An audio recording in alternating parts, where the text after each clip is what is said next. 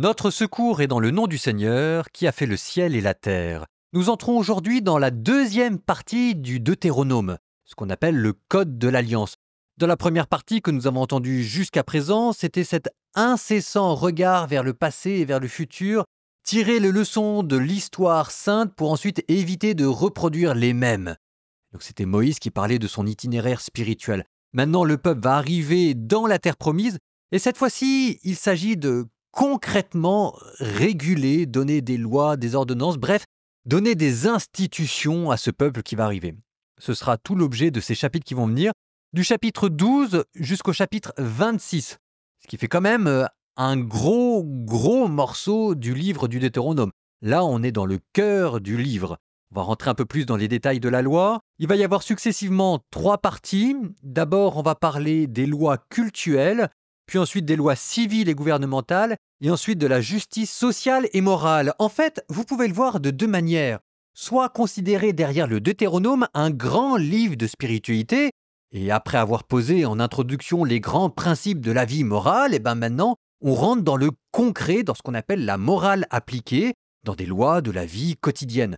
Ou bien vous pouvez voir dans le Deutéronome, et c'est vrai aussi, un livre avec un aspect plus politique, et de voir dans cette deuxième partie comment Moïse fonde ce qu'il convient d'appeler une théocratie. Un régime politique où la souveraineté vient de Dieu et qui, après avoir posé une souveraineté religieuse, se diffuse dans le domaine judiciaire, puis dans le domaine social. Et nous commençons cette nouvelle partie avec le chapitre 12 du Deutéronome.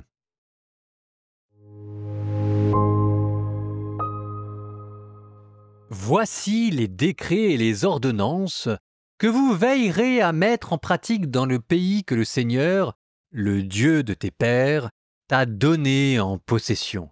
Vous les mettrez en pratique aussi longtemps que vous vivrez sur ce sol. Vous ferez disparaître complètement tous les lieux de culte où les nations que vous dépossédez ont servi leur Dieu, sur les hautes montagnes et sur les collines, ainsi que sur tous les arbres verts. Vous démolirez leurs autels, vous briserez leurs stèles, leurs poteaux sacrés, vous les brûlerez, les idoles de les dieux, vous les abattrez, et de chacun de ces lieux, vous supprimerez le nom. Vous n'agirez pas ainsi à l'égard du Seigneur votre Dieu. C'est uniquement au lieu choisi par le Seigneur votre Dieu, parmi toutes vos tribus pour y mettre son nom et y demeurer, c'est là que vous le chercherez. C'est là que tu viendras. Vous y apporterez vos holocaustes et vos sacrifices, vos dîmes et ce que votre main aura prélevé, vos offrandes votives et vos offrandes volontaires, les premiers-nés de votre gros et de votre petit bétail. Vous mangerez là, en présence du Seigneur votre Dieu, vous serez heureux dans tout ce que vous entreprendrez, vous et votre maisonnée, parce que le Seigneur ton Dieu t'aura béni. Vous n'imiterez en rien notre manière d'agir ici, aujourd'hui, où chacun fait tout ce que bon lui semble. En effet, jusqu'à présent, vous n'êtes pas encore parvenu au lieu du repos, l'héritage que le Seigneur ton Dieu te donne. Mais vous allez passer le Jourdain, et vous habiterez dans le pays que le Seigneur votre Dieu vous donne en héritage. Il vous procurera le repos en vous dégageant de tous vos ennemis d'alentour, et vous habiterez en sécurité. C'est au lieu choisi par le Seigneur votre Dieu pour y faire demeurer son nom. C'est là que vous apporterez tout ce que je vous prescris. Vos holocaustes et vos sacrifices, vos dîmes et ce que votre main aura prélevé, ainsi que le meilleur de toutes les offrandes votives promises au Seigneur. Vous vous réjouirez alors en présence du Seigneur votre Dieu, vous, vos fils et vos filles, vos serviteurs et vos servantes, ainsi que le Lévite qui demeure dans vos villes, car il n'a ni part ni héritage avec vous. Garde-toi d'offrir tes holocaustes en tout lieu qui te semblerait bon. C'est uniquement au lieu choisi par le Seigneur, en l'une de tes tribus. C'est là que tu offriras tes holocaustes. C'est là que tu feras tout ce que je te commande. Cependant, chaque fois que tu le désires, en chacune de tes villes, tu pourras abattre des bêtes et en manger, selon ce que t'aura donné la bénédiction du Seigneur ton Dieu. L'homme impur et celui qui est pur en mangeront, comme si c'était de la gazelle ou du cerf. Toutefois, vous ne consommerez pas le sang. Tu le répandras à terre comme de l'eau.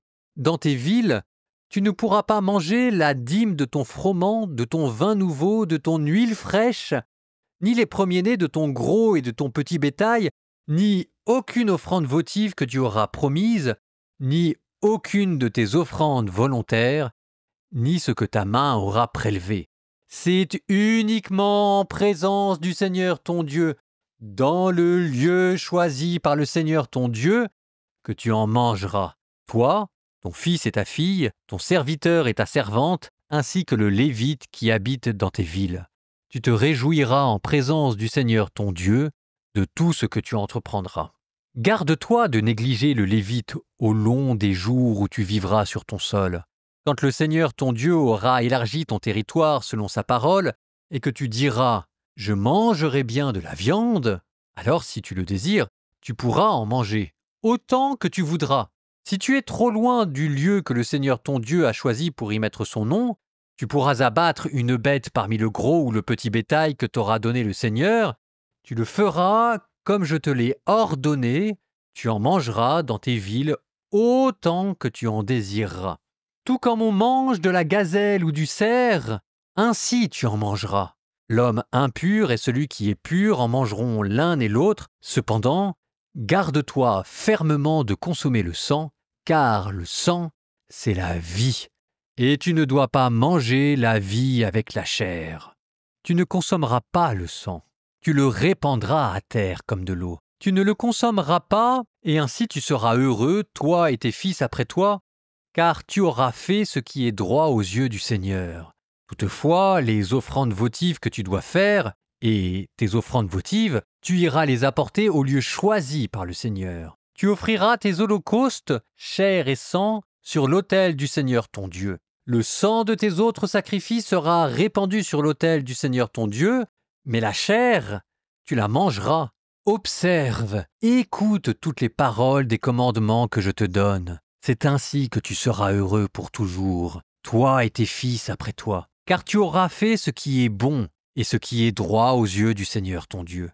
Quand le Seigneur ton Dieu aura retranché pour les déposséder devant toi les nations où tu te rendras, quand donc tu les auras dépossédées et que tu habiteras dans leur pays, garde-toi de te laisser prendre au piège et à leur suite après qu'elles auront été exterminées de devant toi. Ne recherche pas leur Dieu en disant « Comment ces nations servaient-elles leur Dieu ? Que je fasse de même moi aussi ?» Non, tu n'agiras pas ainsi à l'égard du Seigneur ton Dieu, car tout ce que le Seigneur a en abomination, tout ce qu'il déteste, elles le font pour leur Dieu. Pour leur Dieu, elles vont même jusqu'à consumer par le feu leurs fils et leurs filles.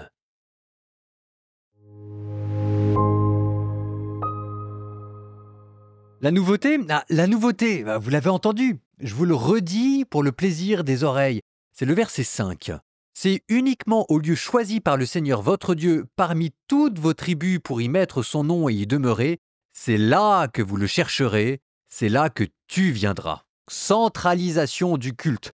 Alors évidemment, on pense tout de suite à Jérusalem. Je suppose que la personne qui a écrit ce livre, alors qui est attribué à Moïse, pour éviter un anachronisme, n'a pas mentionné Jérusalem. Ça viendra avec le roi Salomon. La question, c'est pourquoi ? Et cette centralisation du culte, ça marque quand même un changement, parce que souvenez-vous, dans le livre de la Genèse, on a vu Abraham faire des stèles et des autels. On a vu Jacob faire des stèles, des autels, etc. Par contre, pour le coup, on n'a pas vu Moïse faire d'autels. La seule chose qu'on ait vue, c'est manger en haut du mont Sinaï et manger dans la tente de la rencontre. Donc, c'est la fin du sacerdoce patriarcal qui, pour marquer le territoire et attirer la protection d'un Dieu sur le pays qui parcourait et faisait des autels. Et ici, on est dans un autre ordre, l'ordre sacerdotal avec un grand prêtre. Et comme il y a un grand prêtre qui a obtenu l'ordination, il y aura un culte. Et pour nous chrétiens, ce qui est en train de se mettre en place ici, c'est cette question de hiérarchie religieuse. La hiérarchie, comme son nom l'indique, c'est un principe sacré.